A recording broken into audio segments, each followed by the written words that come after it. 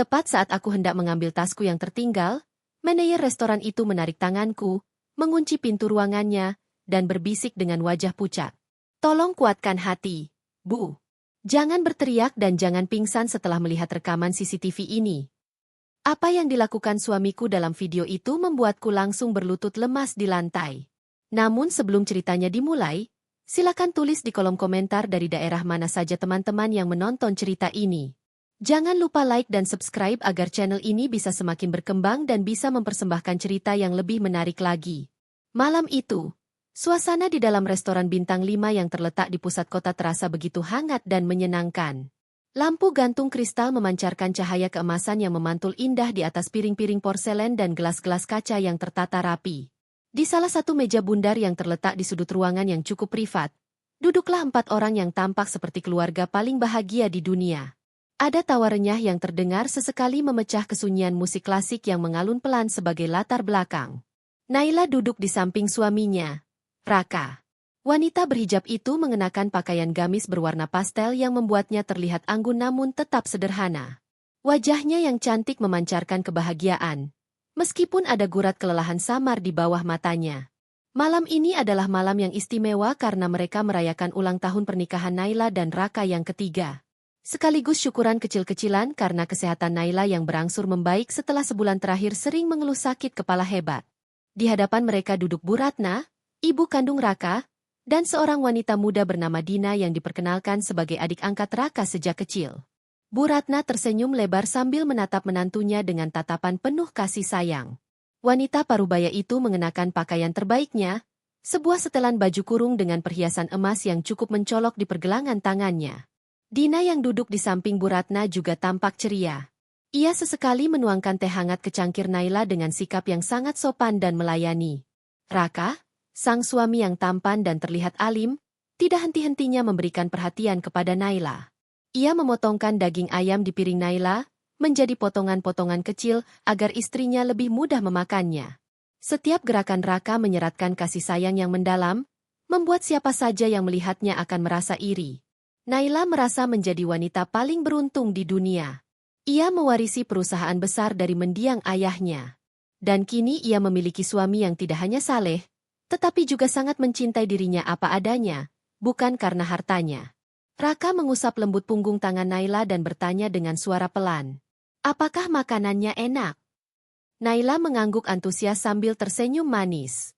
Ia mengatakan bahwa makanannya sangat lezat.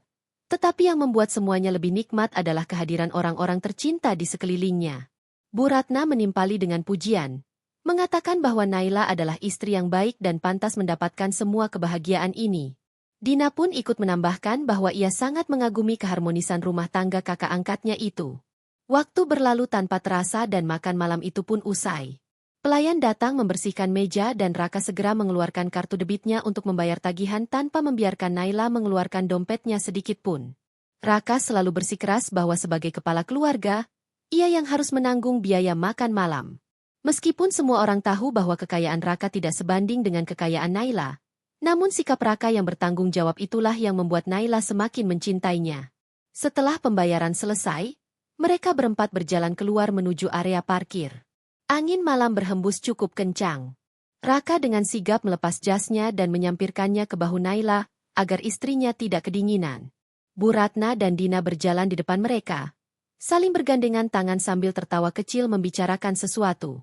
Sesampainya di mobil sedan hitam milik keluarga, Raka membukakan pintu untuk Naila layaknya seorang putri raja. Mobil pun melaju meninggalkan pelataran restoran. Suasana di dalam mobil masih penuh dengan canda tawa. Namun ketika mobil baru berjalan sekitar 15 menit dan hampir memasuki jalan tol, Naila tiba-tiba tersentak. Tangannya meraba-raba sisi tubuhnya dan kursi penumpang. Wajahnya yang tadi ceria mendadak berubah panik. Ia menyadari bahwa tas tangan kulit miliknya tidak ada di pangkuannya. Tas itu berisi ponsel, dompet, dan beberapa dokumen identitas penting yang selalu ia bawa. Naila memberitahu Raka dengan suara cemas bahwa tasnya tertinggal. Raka segera menepikan mobil ke bahu jalan dengan tenang. Ia menenangkan istrinya dan menawarkan diri untuk memutar balik mobil. Namun Naila melihat jam di dashboard mobil dan kemudian menoleh ke kursi belakang. Ia melihat Bu Ratna yang sudah tampak mengantuk dan lelah. Naila merasa tidak enak hati jika harus membuat ibu mertuanya berlama-lama di jalan hanya karena keteledorannya. Akhirnya Naila memutuskan untuk kembali ke restoran sendirian menggunakan taksi daring. Ia meminta Raka untuk terus mengantar Bu Ratna dan Dina pulang ke rumah Bu Ratna terlebih dahulu, baru kemudian menyusul Naila atau menunggu di rumah mereka. Raka awalnya menolak dan bersikeras ingin menemani, tetapi Naila meyakinkan suaminya bahwa ia akan baik-baik saja. Naila beralasan bahwa restoran itu aman, dan ia hanya butuh waktu sebentar untuk mengambil tas. Akhirnya dengan berat hati, Raka setuju. Ia memesankan taksi untuk Naila dan menunggu sampai taksi itu datang menjemput. Di dalam taksi yang membawanya kembali ke restoran, Naila merenung. Ia merasa bodoh karena bisa seceroboh itu meninggalkan barang berharga. Namun di sisi lain, ia tersenyum sendiri mengingat betapa perhatiannya Raka tadi. Ia bersyukur memiliki suami yang begitu memuliakan ibunya. Naila membayangkan masa depan mereka yang indah. Mungkin sebentar lagi mereka akan dikaruniai anak untuk melengkapi kebahagiaan keluarga kecil mereka. Taksi berhenti tepat di depan lobi restoran.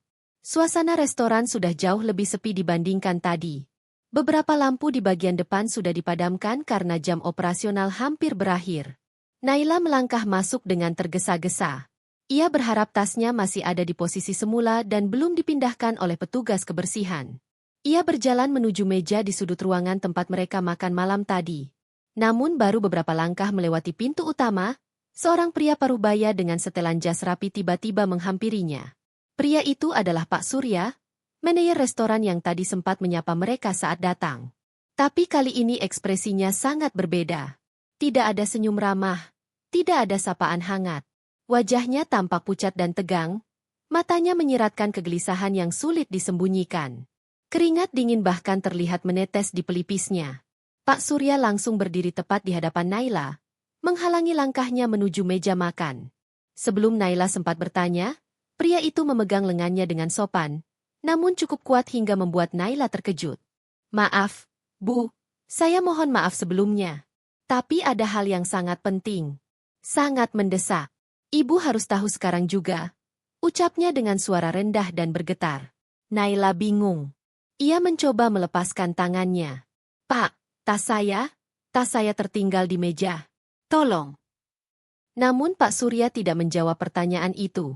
Ia justru menggiring Naila ke arah sebuah pintu di samping meja resepsionis yang bertuliskan ruang manajer. Jantung Naila mulai berdebar tidak karuan. Dalam benaknya muncul berbagai kemungkinan buruk. Pencurian, perampokan, atau mungkin penyalahgunaan kartu identitasnya. Namun tatapan mata Pak Surya yang serius dan nyaris putus asa membuat Naila memilih menurut.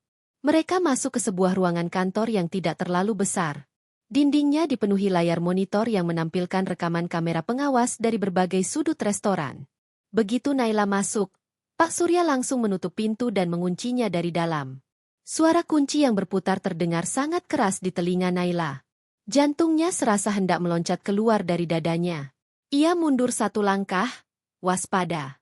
"Apa maksud semua ini, Pak? Kenapa saya dibawa ke ruangan tertutup?" tanyanya dengan suara gemetar. Pak Surya menarik napas panjang, berusaha menenangkan dirinya sendiri sebelum berbicara. Ia menatap Naila lurus-lurus, seolah menimbang seberapa kuat mental wanita di hadapannya. "Saya harus menunjukkan sesuatu pada ibu, sesuatu yang terekam di kamera pengawas, tepat di meja tempat ibu makan malam tadi." Ia berhenti sejenak, lalu melanjutkan dengan suara semakin pelan. "Sebelum saya putar, mohon ibu beristighfar dulu. Kuatkan hati. Dan tolong, jangan berteriak, jangan pingsan, apapun yang terjadi." Naila menelan ludah. Pak Surya menambahkan dengan nada berat. "Apa yang akan ibu lihat akan mengubah seluruh pandangan hidup ibu tentang orang-orang yang tadi duduk satu meja dengan ibu." Dengan tangan sedikit gemetar, Pak Surya menekan beberapa tombol di komputer. Naila berdiri kaku di depan meja kerja Pak Surya. Matanya terpaku pada layar monitor terbesar di tengah ruangan. Tampilan berubah menjadi rekaman hitam putih berkualitas tinggi. Terlihat jelas meja nomor 12. Meja tempat Naila, Raka, Bu Ratna, dan Dina makan malam sekitar 20 menit yang lalu. Di sudut layar terlihat penunjuk waktu, menunjukkan momen tepat sebelum mereka meninggalkan restoran. Pak Surya berkata pelan bahwa ia sedang melakukan pengecekan rutin kamera pengawas ketika matanya menangkap gerakan mencurigakan di meja tersebut. Ia lalu menunjuk layar. Perhatikan baik-baik saat ibu pergi ke musala tadi. Naila menahan napas. Di layar terlihat kursinya kosong. Tinggal Raka, Bu Ratna, dan Dina yang duduk di sana, seolah menunggu. Awalnya tidak ada yang aneh. Mereka terlihat berbincang biasa. Namun beberapa detik setelah bayangan Naila benar-benar menghilang dari area kamera, sikap Raka berubah. Di layar monitor, Naila melihat dengan jelas bagaimana wajah Raka berubah dalam hitungan detik. Senyum hangat yang selama ini selalu ia kenal lenyap seketika, digantikan oleh ekspresi dingin dan penuh perhitungan. Raka menoleh ke kanan dan ke kiri, memastikan tidak ada satupun pelayan yang sedang memperhatikan meja mereka. Naila menahan napas ketika melihat tangan suaminya bergerak cepat meraih tas tangan miliknya yang tergeletak di kursi. Jantung Naila seolah berhenti berdetak. Di layar, Raka membuka tas itu dengan cekatan, seolah sudah sangat hafal letak setiap barang di dalamnya. Ia mengeluarkan sebuah botol kecil berwarna putih. Naila langsung mengenalinya. Itu adalah botol vitamin dan suplemen penambah darah yang selalu ia bawa dan rutin ia minum setiap malam atas saran dokter, karena keluhan pusing yang sering ia alami. Dengan tenang, Raka membuka tutup botol itu. Tanpa ragu sedikit pun, ia menumpahkan seluruh isi kapsul vitamin asli ke atas lembar tisu yang sudah ia siapkan di pangkuannya. Ia meremas tisu berisi vitamin itu, lalu memasukkannya ke dalam saku jasnya. Setelah botol itu kosong, Raka merogoh saku celananya dan mengeluarkan sebuah plastik kecil berisi pil-pil lain yang bentuk dan warnanya nyaris serupa dengan vitamin milik Naila. Dengan gerakan tangan yang sangat cepat dan terlatih, ia menuangkan pil-pil asing itu ke dalam botol vitamin Naila. Ia menutup botol itu kembali, mengocoknya pelan agar terlihat wajar, lalu memasukkannya kembali ke dalam tas Naila dengan posisi yang sama persis seperti semula. Seluruh proses itu terjadi dalam waktu kurang dari 1 menit. Naila menutup mulutnya dengan tangan, menahan jeritan yang hampir keluar.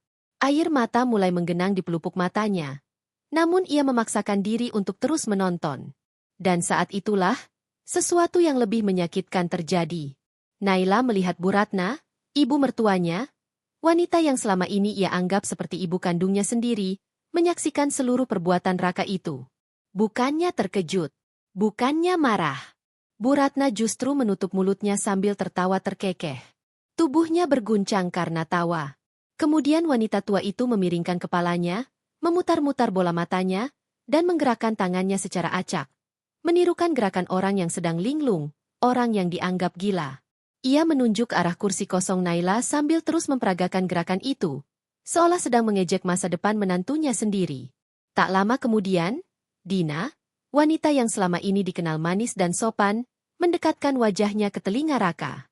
Meski tidak ada suara di rekaman, gerak bibir dan ekspresi wajah Dina menunjukkan dukungan penuh. Ia bahkan terlihat menepuk bahu Raka dengan bangga, seolah memuji keberhasilan sebuah rencana besar. Mereka bertiga kemudian mengangkat gelas minuman mereka dan bersulang kecil.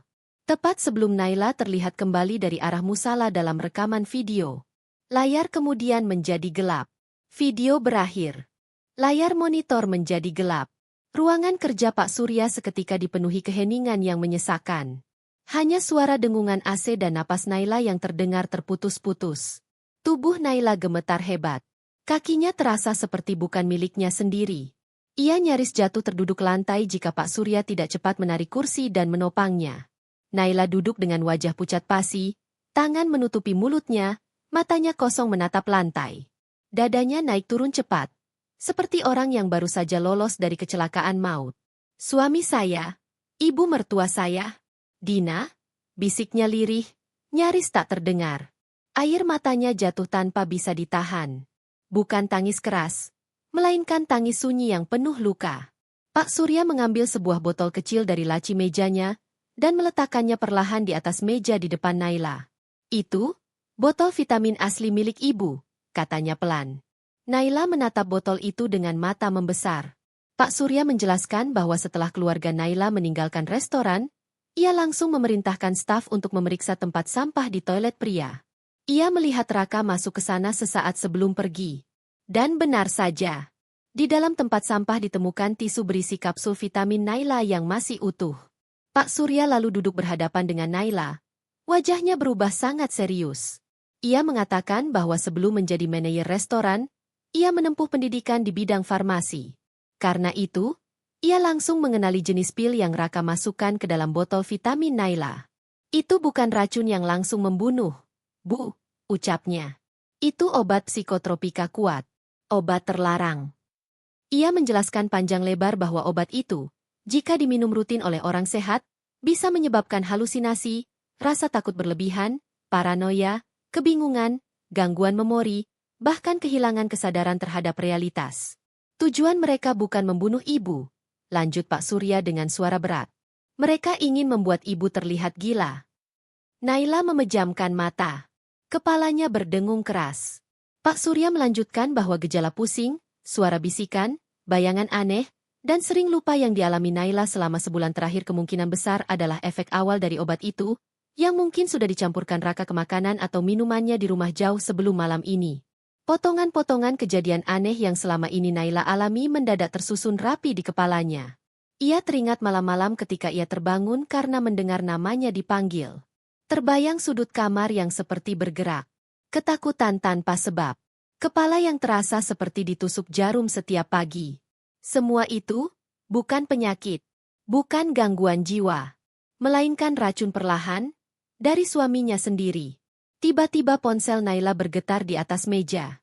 Nama Raka muncul di layar, lengkap dengan foto senyum suami yang selama ini ia cintai.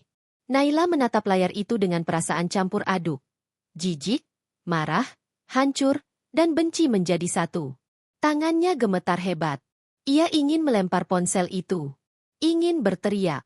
Ingin lari. Ingin langsung melapor polisi. Namun Pak Surya menahan tangannya. Ibu jangan gegabah, katanya cepat namun lembut. Kalau sekarang ibu melabrak mereka, mereka bisa menghapus bukti. Mereka bisa memutarbalikkan keadaan. Ia menatap Naila tajam. Dan kalau nanti obat itu sempat masuk ke tubuh ibu, mereka bisa bilang ibu sedang kambuh. Histeris. Tidak waras. Naila menelan ludah dengan susah payah. Pak Surya lalu berkata pelan namun tegas. Ibu harus angkat telepon itu. Bersikap normal. Berpura-pura tidak tahu apa-apa. Ia meminta Naila memainkan sandiwara terbesar dalam hidupnya. Membuat Raka dan keluarganya percaya bahwa rencana mereka berhasil. Agar Naila punya waktu mengumpulkan bukti. Dan membalas mereka di saat yang tepat. Naila memejamkan mata.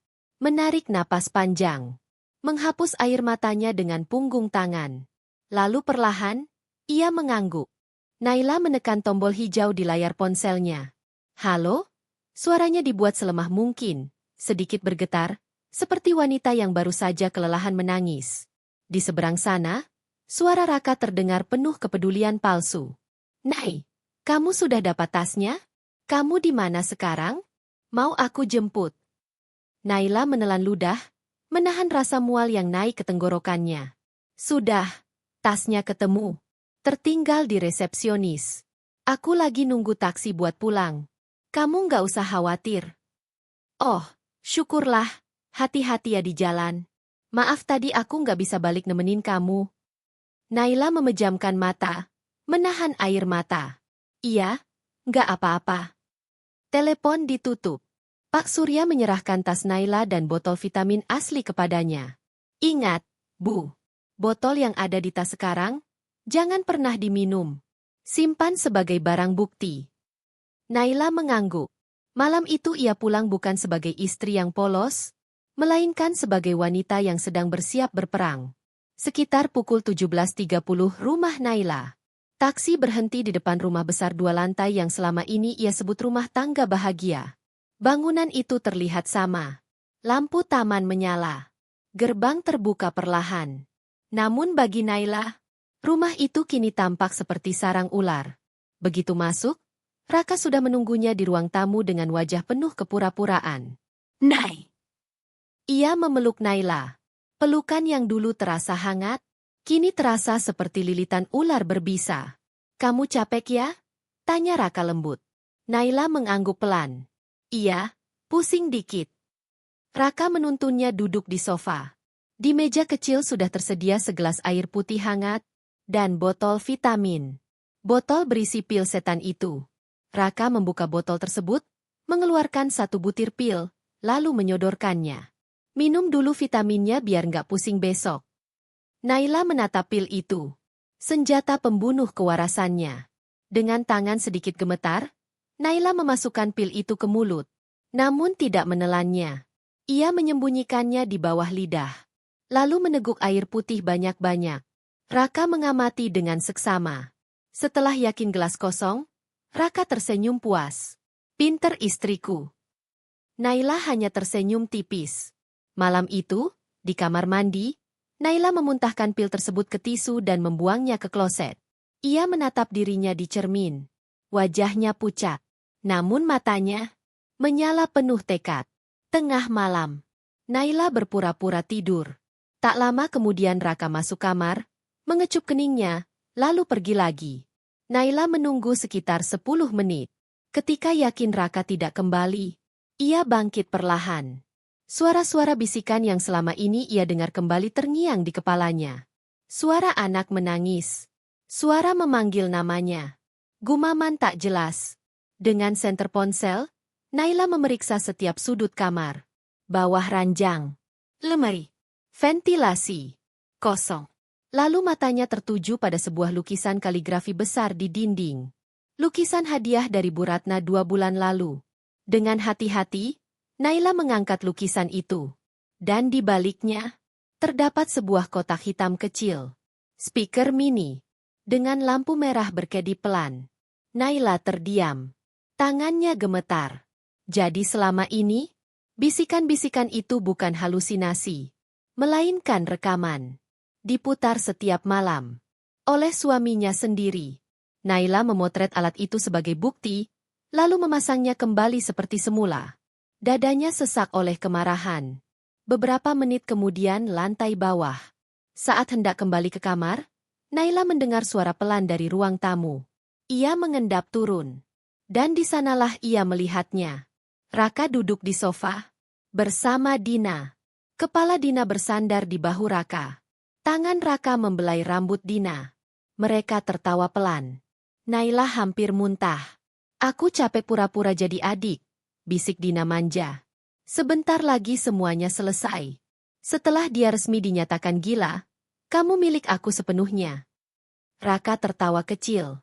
Besok rapat pemegang saham. Kalau dia minum dosis pagi, dia bakal hancur di depan semua orang. Dina tersenyum licik. Terus kita liburan ke Eropa pakai uang perusahaannya. Naila merekam semuanya. Air matanya jatuh. Bukan karena sedih, melainkan karena amarah. Cahaya matahari pagi menembus tirai kamar, menyinari wajah Naila yang sama sekali tidak tidur semalaman. Matanya perih, kepalanya berat, tapi pikirannya tajam seperti silet. Dari kamar mandi terdengar suara Raka bersenandung pelan, seolah hidupnya baik-baik saja. Naila segera berbaring kembali dan mengatur napasnya. Ketika Raka keluar dari kamar mandi, Naila sudah memainkan perannya. Ia duduk di tepi ranjang dengan tubuh sedikit membungkuk, satu tangan memegang kepala, wajahnya kosong, tatapannya tidak fokus. "Nai, kamu kenapa?" tanya Raka dengan nada penuh kepura-puraan. Naila mengerang pelan. "Kepalaku berat." Masih dengar suara-suara. Raka menahan senyum puasnya. Ia mendekat, mengusap bahu Naila. "Mungkin kamu harus banyak istirahat. Jangan mikir berat-berat." Ia lalu mengambil botol vitamin dari nakas. "Minum obat paginya dulu ya." Naila mengangguk patuh. Ia melakukan trik yang sama, pil disimpan di bawah lidah, air diteguk banyak-banyak. Raka mengawasinya dengan seksama. Setelah yakin Naila menelan obat, Raka tersenyum puas. "Aku antar ibu ke pasar dulu, habis itu ada urusan sebentar. Nanti sebelum makan siang kita ke kantor buat rapat." Naila hanya mengangguk pelan, pura-pura linglung. Tak lama kemudian, suara mobil Raka menjauh. Begitu suara mesin menghilang, Naila langsung berdiri tegak. Wajah kosongnya lenyap. Ia mengambil ponselnya dan menelepon satu nama. Rizky. Pengacara muda kepercayaan mendiang ayahnya. "Saya butuh kamu sekarang. Datang lewat pintu belakang. Jangan biar siapapun lihat." Kurang dari 30 menit kemudian, Rizky datang dengan wajah tegang. Naila menceritakan semuanya. CCTV. Ob. Sek. Rekaman suara. Rizky menggenggam tangan Naila. Kita butuh bukti fisik. Naila mengangguk. Ia membawa Rizky ke ruang kerja Raka. Pintu terkunci. Namun Naila tahu satu rahasia kecil. Raka selalu menyimpan kunci cadangan di dalam pot tanaman hias di lorong. Dan benar saja. Mereka masuk. Ruangan itu berantakan dengan berkas. Di sudut ruangan berdiri sebuah brankas kecil. Naila menatapnya lama. Ia ingat pernah melihat Raka membuka brankas itu. Kombinasinya, tanggal lahir Bu Ratna. Naila memutarnya perlahan. Klik. Brankas terbuka. Isi di dalamnya membuat napas Rizky tercekat. Draft surat pengampuan. Menyatakan Naila tidak waras. Surat keterangan palsu dari psikiater. Buku tabungan. Bukti transfer dana perusahaan ke rekening Bu Ratna dan Dina. Kwitansi tas, perhiasan, apartemen. Namun yang paling membuat Naila gemetar, sebuah paspor. Atas nama Dina Prameswari. Status, janda cerai hidup. Dan di dalamnya, terselip sebuah foto. Foto pernikahan siri. Raka dan Dina. Tanggalnya, 5 tahun lalu. Jauh sebelum Raka menikahi Naila. Naila terhuyung mundur. Jadi selama ini, Dina bukan adik angkat. Bukan saudara. Bukan korban. Dia adalah istri pertama. Dan Naila hanyalah sapi perah. Rizky memotret semua dokumen. Mengambil beberapa yang paling penting. Tiba-tiba, terdengar suara mobil masuk ke halaman. Naila membeku. Itu Raka, bisiknya. Langkah kaki menaiki tangga. Pintu ruang kerja bergerak. Naila cepat memberi isyarat. Rizky masuk ke lemari besar di sudut ruangan. Detik berikutnya, pintu terbuka. Raka berdiri di ambang pintu. Wajahnya curiga. Kamu ngapain di sini? Naila memaksa tersenyum kosong. Aku, dengar suara, disuruh masuk ke sini. Ia memeluk lengan Raka seperti anak kecil ketakutan. Aku takut. Raka menatapnya. Lalu tersenyum miring. Obatnya bekerja. Ia menuntun Naila keluar. Tidak tahu bahwa kehancurannya bersembunyi di balik lemari. Naila kembali duduk di sofa ruang keluarga setelah Rizky berhasil keluar lewat pintu belakang dengan membawa tas berisi bukti-bukti. Jantung Naila masih berdetak keras. Tapi wajahnya sudah kembali kosong. Seperti wanita sakit yang kehilangan arah. Tak lama kemudian, suara gerbang depan terbuka. Sebuah taksi berhenti. Dari dalamnya turun Bu Ratna. Wanita parubaya itu membawa rantang susun besar di tangan kanannya dan tas jinjing di tangan kiri. Wajahnya dihiasi senyum manis penuh kepalsuan. Dari balik tirai, Naila melihat satu detail kecil yang membuat dadanya panas. Seekor kucing belang 3, kucing liar yang sering Naila beri makan, mendekati kaki Bu Ratna. Kucing itu menggesek manja. Namun Bu Ratna menendangnya pelan dengan ekspresi jijik, lalu kembali memasang wajah penuh kasih saat membuka pintu rumah. Naila, sayang. Suara itu membuat perut Naila mual. Bu Ratna duduk di sampingnya, mengelus pipi Naila. Gimana kepalanya? Masih pusing? Naila mengangguk lemah. Masih, muter. Bu Ratna tersenyum puas. Ia membuka rantang. Aroma gulai kambing yang kental dan harum memenuhi ruangan. Itu makanan favorit Naila. Sekarang, bau itu terasa seperti aroma kematian. Ayo makan, biar kuat. Ibu masak dari pagi khusus buat kamu. Naila tahu. Di dalam makanan itu, ada dosis besar obat psikotropika. Untuk menghancurkan dirinya sebelum rapat. Naila berpikir cepat. Ia memegang perutnya. Ibu, aku mual, kalau makan di sini. Boleh makan di teras belakang? Sesak. Bu Ratna menatapnya tajam beberapa detik. Mencurigai. Lalu mengangguk. Ya sudah, ibu ambilin minum. Begitu Bu Ratna masuk dapur, Naila segera membawa piring itu ke teras belakang. Kucing belang 3 tadi masih duduk di sana. Dengan tangan gemetar, Naila menumpahkan seluruh isi gulai ke mangkuk kucing.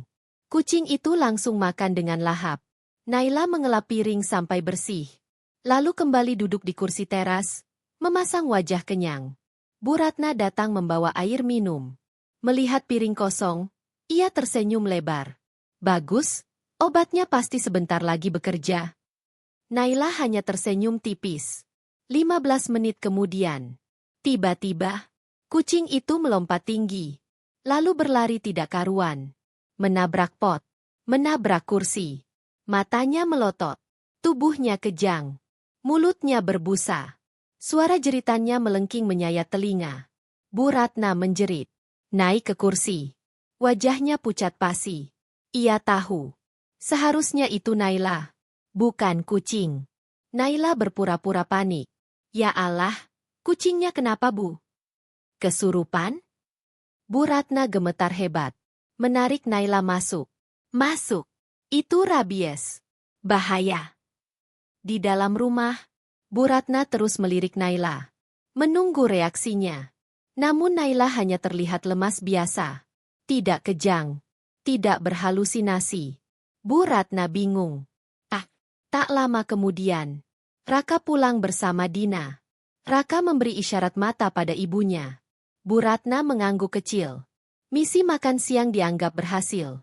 Raka mendekati Naila. Mari, kita ke kantor. Rapat sebentar lagi. Dina membantu Naila berpakaian. Memilih baju kusam. Kerudung dibuat sedikit miring. Agar Naila tampak tidak waras. Di cermin, Naila melihat dirinya. Tampak rapuh. Namun di balik mata itu, ada api. Di teras, tubuh kucing itu sudah tergeletak diam. Naila menatapnya lama. Tenang, kamu tidak mati sia-sia. Mobil hitam mewah berhenti di depan gedung pencakar langit milik keluarga Naila. Raka turun lebih dulu. Lalu membantu Naila keluar seolah-olah ia suami paling penyayang di dunia. Tangannya menggenggam lengan Naila erat, bukan untuk menopang, tapi untuk mengendalikan.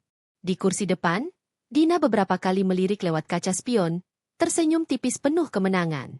Para satpam, karyawan, dan staf kantor menatap Naila dengan campuran rasa iba dan canggung. Bisik-bisik sudah lebih dulu menyebar. Ibu direktur sakit jiwa. Katanya sering halusinasi. Kasihannya. Naila mendengar semuanya. Namun ia tetap menunduk, berpura-pura linglung. Lift eksekutif membawa mereka ke lantai paling atas. Di dalam lift, Raka berbisik di telinganya. Nanti kamu duduk saja. Jangan bicara. Kalau pusing bilang aku. Nada suaranya lembut, tapi mengandung ancaman. Ruang rapat utama. Pintu kayu besar dibuka. Belasan pemegang saham, komisaris, dan direksi sudah duduk mengelilingi meja oval panjang. Udara terasa dingin. Raka menuntun Naila ke kursi paling ujung, kursi komisaris utama. Ia duduk di sebelahnya. Di pojok ruangan, berdiri seorang pria berkemeja putih membawa tas medis. Dokter bayaran.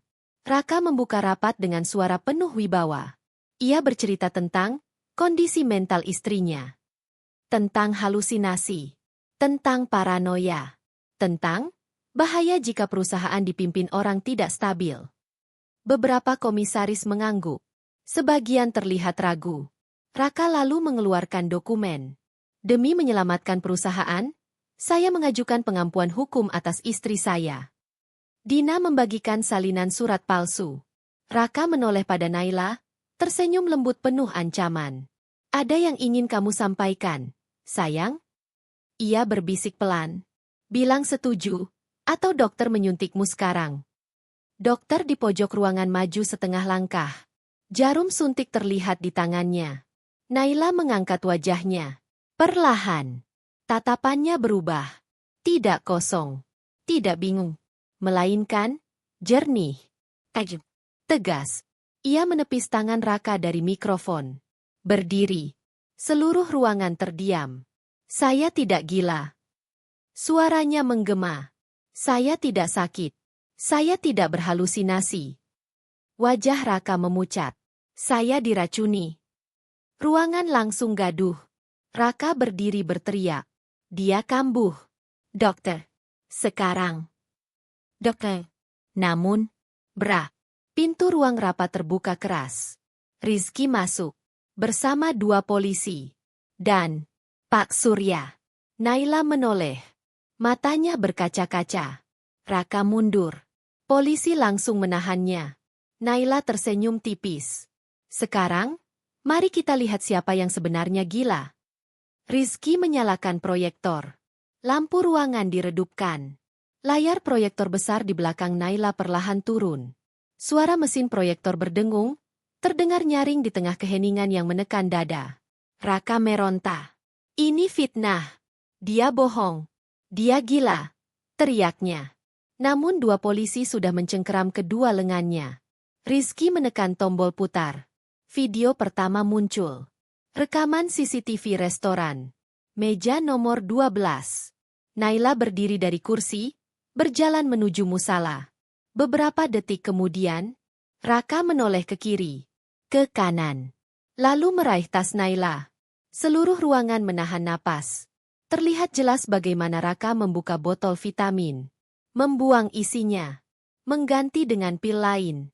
Wajah para komisaris berubah. Ada yang menutup mulut. Ada yang mengumpat pelan. Bu Ratna dan Dina juga terlihat di layar.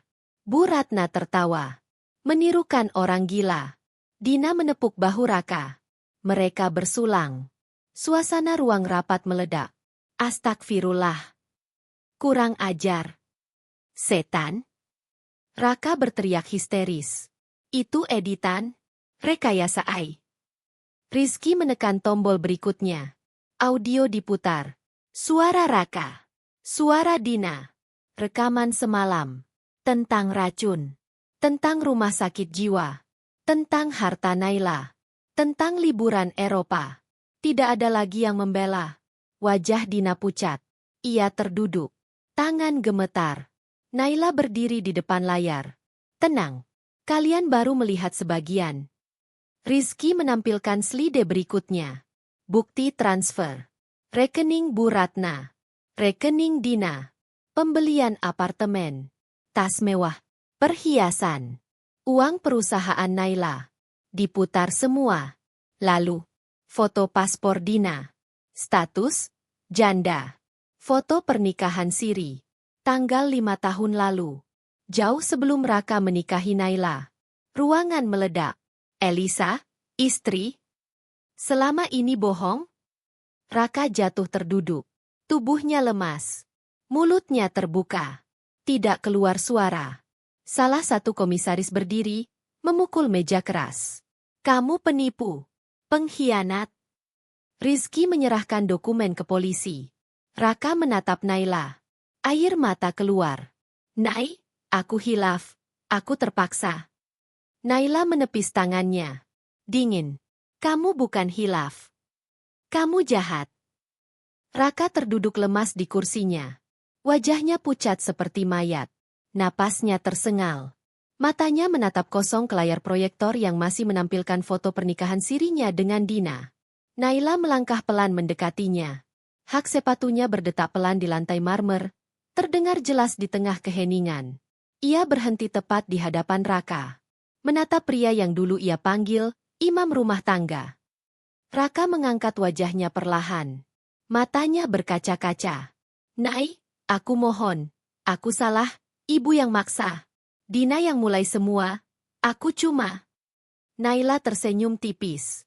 Senyum yang dingin. Senyum orang yang hatinya sudah mati. Ia menunduk sedikit, mendekat ke telinga Raka, berbisik sangat pelan. Ada satu hal kecil yang lupa kamu periksa. Raka mengerjap. Apa? Naila berbisik lagi. Tadi pagi, di mobil, kamu minum air mineral, kan? Raka terdiam. Ia mengingat. Botol air di cup holder. Masih tersegel. Ia minum sampai habis karena gugup. Iya. Kenapa? Naila menatapnya lurus. Di dalamnya, aku masukkan vitamin spesial. Raka membeku. Jantungnya serasa berhenti. Vitamin? Vitamin yang sama. Pil halusinasi itu. Tenang, bisik Naila pelan, masih terdengar lembut. Aku kasih dosis lebih besar. Biar kamu benar-benar merasakan bagaimana rasanya hidup di neraka buatanmu sendiri. Wajah Raka berubah. Dari pucat, menjadi abu-abu. Tangannya mulai gemetar. Naila, kamu bohong. Kamu cuma nakut-nakutin. Naila melangkah mundur satu langkah. Mengangkat suara agar terdengar semua orang. Tidak. Aku cuma mengembalikan milikmu. Beberapa detik kemudian, Raka mengusap dadanya. Napasnya tersengal. Kepalaku panas. Ia melonggarkan dasinya dengan kasar. Keringat dingin mengalir deras. Matanya mulai bergerak liar, menatap sekeliling ruangan. Tolong. AC-nya rusak. Panas sekali. Padahal ruangan dingin. Salah satu komisaris berdiri. Dia kenapa? Raka bangkit setengah berdiri. Lalu terhuyung. Ada sesuatu di sana. Ia menunjuk dinding kosong. Jangan dekat-dekat, ada bayangan hitam. Para peserta rapat saling pandang. Tidak ada apa-apa di sana. Raka mundur beberapa langkah. Napasnya semakin kacau.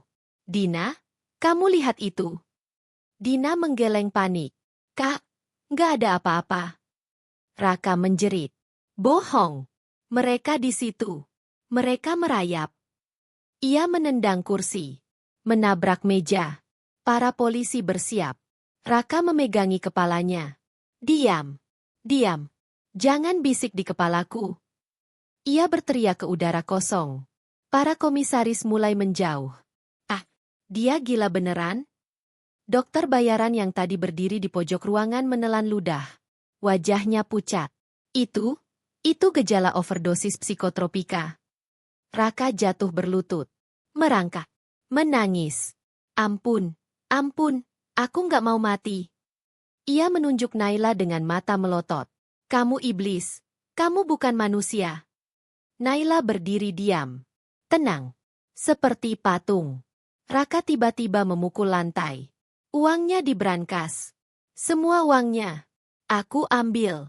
Aku racuni dia. Semua orang tersentak. Pengakuan keluar begitu saja. Polisi langsung mencatat. Raka tertawa lalu menangis dalam satu tarikan napas. Ia memeluk kaki Naila. Tolong, selamatkan aku. Naila menatapnya dari atas. Dingin. Kamu sudah memilih nasibmu sendiri. Polisi menarik Raka dengan susah payah. Ia meronta. Menjerit. Menyebut nama ibunya. Menyebut nama Dina. Menyebut kucing hitam yang tidak ada. Akhirnya borgol terpasang. Raka diseret keluar ruang rapat sambil berteriak seperti orang kesurupan. Suara jeritannya menggema di lorong gedung. Baru kemudian hilang. Di rumah besar yang selama ini dipenuhi kemewahan palsu, Bu Ratna duduk santai di sofa ruang tamu sambil minum teh manis. Kakinya selonjor di atas meja. Wajahnya berseri-seri. Dalam pikirannya, saat ini Raka pasti sudah menjadi penguasa perusahaan. Naila pasti sudah resmi gila dan sedang disuntik obat di rumah sakit jiwa. Ia bahkan sudah membayangkan perhiasan apa yang akan dibelinya minggu depan. Tiba-tiba, bra. Pintu depan digedor keras. Bu Ratna tersentak. Cangkir teh jatuh. Pecah. Astagfirullah. Siapa sih ganggu sore-sore? Ia berjalan dengan kesal menuju pintu. Begitu pintu dibuka, wajahnya langsung pucat. 3 polisi berdiri di depan. Di belakang mereka, mobil patroli dengan lampu biru menyala. Saudara Ratna, Anda ditangkap atas dugaan percobaan pembunuhan berencana, penipuan, dan penggelapan dana perusahaan. Bu Ratna menjerit. Tidak. Saya ibu orang baik-baik. Saya orang pengajian. Polisi tidak peduli. Mereka masuk. Menggeledah rumah. Menemukan. Perhiasan hasil uang perusahaan. Obat racikan. Sisa racun tikus. Bungkus obat psikotropika. Bu Ratna ambruk. Menangis. Berteriak menyalahkan Naila. Namun borgol tetap terpasang. Ia diseret keluar rumah. Tetangga menonton. Beberapa berbisik. Beberapa mencemooh.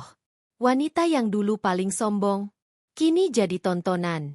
Malam hari kantor polisi. Dina duduk di ruang tahanan. Wajahnya hancur.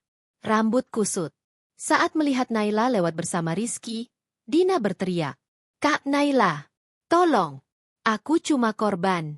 Aku disuruh. Naila berhenti sebentar. Menatap Dina. Kamu bukan korban. Kamu rekan. Naila pergi. Tidak menoleh lagi. 1 bulan kemudian, nama Raka menjadi berita utama. Skandal keluarga. Percobaan pembunuhan. Penggelapan. Pernikahan siri. Ia divonis 12 tahun penjara. Dan karena kerusakan mental akibat overdosis, ia dipindahkan ke rumah sakit jiwa lapas. Dina dihukum 8 tahun. Bu Ratna 5 tahun. Seluruh aset mereka disita. Mobil, perhiasan, rekening. Semua kembali ke perusahaan Naila. Kantor Naila pagi cerah. Naila duduk di kursi direktur utama. Wajahnya sehat, tenang, anggun. Tidak ada lagi lingkar hitam di mata. Tidak ada lagi tangan gemetar. Rizky menyerahkan laporan akhir. Semuanya selesai. Naila tersenyum kecil. Bukan senyum puas, tapi senyum lega. Beberapa hari kemudian restoran. Naila duduk di meja nomor 12. Di seberangnya, Pak Surya. Pria yang menyelamatkan hidupnya. Naila menyerahkan sebuah map. Saya beli saham restoran ini. Dan saya ingin Bapak jadi direktur operasionalnya. Pak Surya terkejut. Menolak. Namun Naila bersikeras. Bapak bukan cuma menyelamatkan nyawa saya, tapi masa depan saya. Mereka bersulang dengan jus jeruk. Tanpa racun. Tanpa dusta. Penutup.